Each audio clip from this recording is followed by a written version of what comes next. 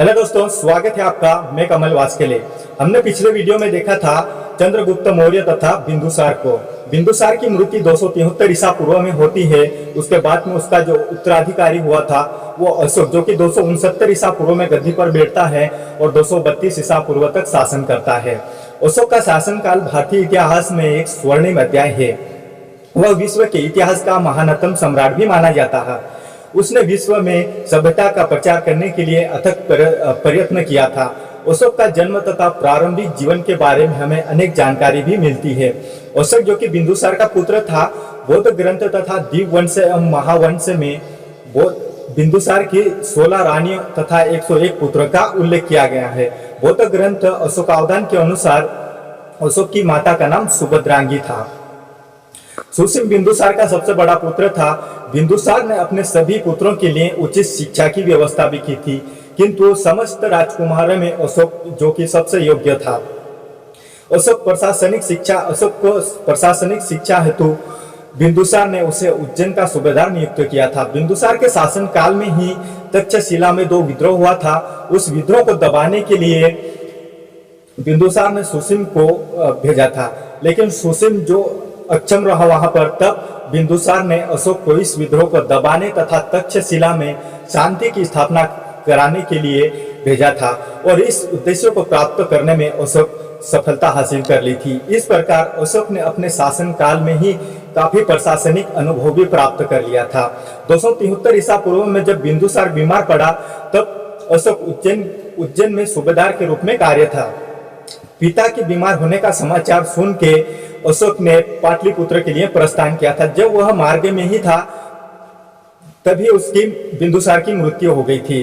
तभी वह पाटलिपुत्र पहुंचा और उसने मगध के राज सिंहासन पर अधिकार करने का प्रयास किया था।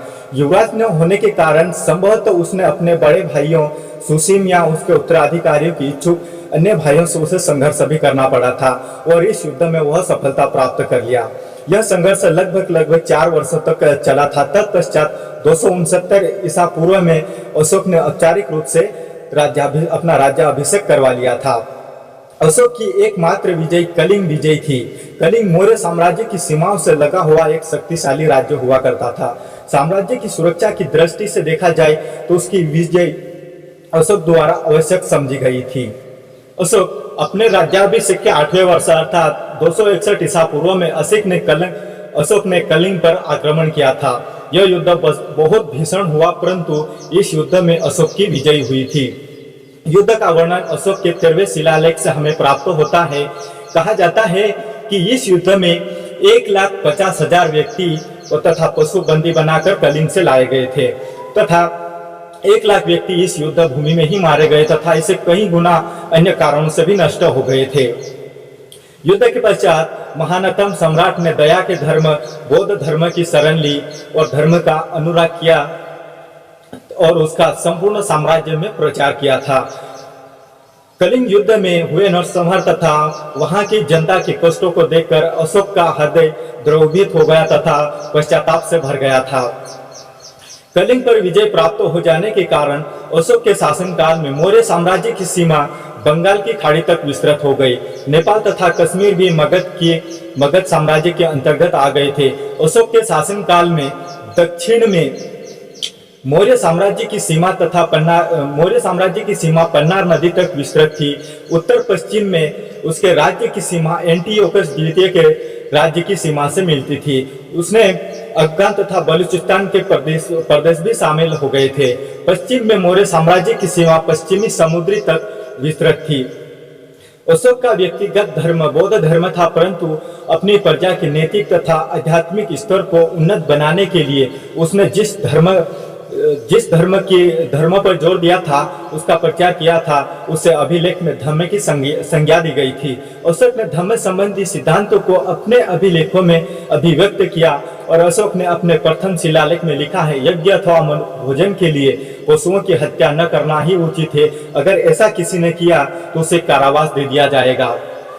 धम्म के एक और अन्य सिद्धांत है जिस पर अशोक ने बहुत जोर दिया था, वह था माता पिता तथा गुरु व बड़े बुजुर्गों का उचित आदर करना।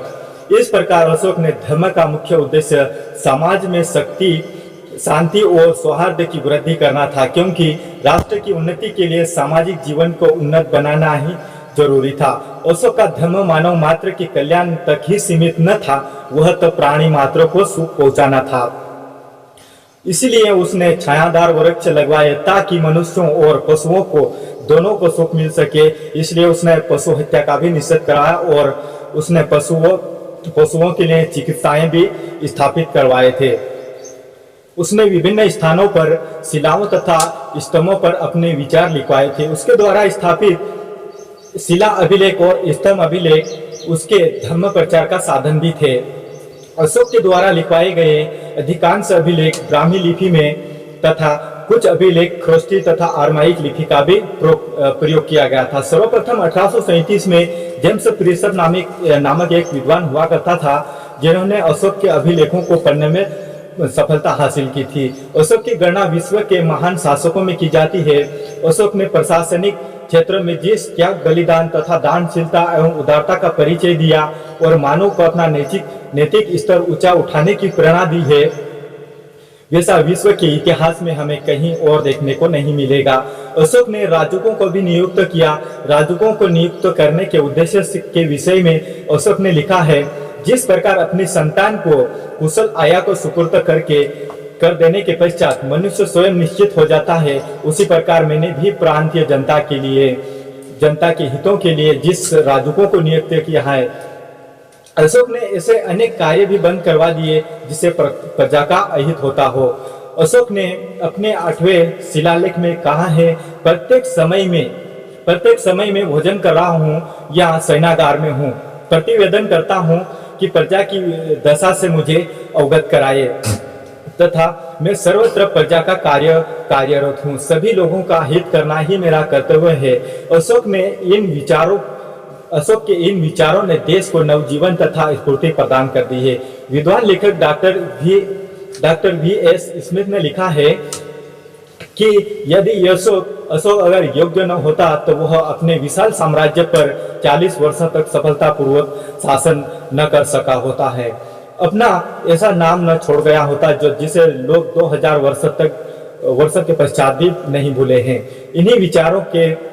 इन्हीं धर्म के विचारों के कारण चंद्रगुप्त मौर्य द्वारा भारत के एक विशाल राजनीतिक सूत्र में बांधने के प्रयत्नों को अशोक ने पूर्ण कर दिखाया। उसने अपनी संपूर्ण शक्ति प्रजा की आध्यात्मिक तथा नैतिक उन्नति के लिए लगा दी, जिसे वह अपने बच्चों के समान समझता था। अशोक की मृत्यु 232 ईसा पूर्व में हो गई और उसके बाद में लगभग 50 वर्षों तक अन्य शासकों ने भी उसके मौर्य साम्राज्य के उत्तराधिकारी के रूप में शासन किया था, लेकिन अंतिम जो उसका उत्तराधिकारी मौर्य साम्राज्य का हुआ था वह उग्रदत्त था। उसके बाद में मौर्य साम्राज्य का पतन हो गया था। थैंक यू दोस्तों। मेरे वीडियो को आपको अगर पसंद आता है तो अपने दोस्तों को फेसबुक पे, व्हाट्सएप पे शेयर करें और आसपास के लोगों को भी सब्सक्राइब कराएं।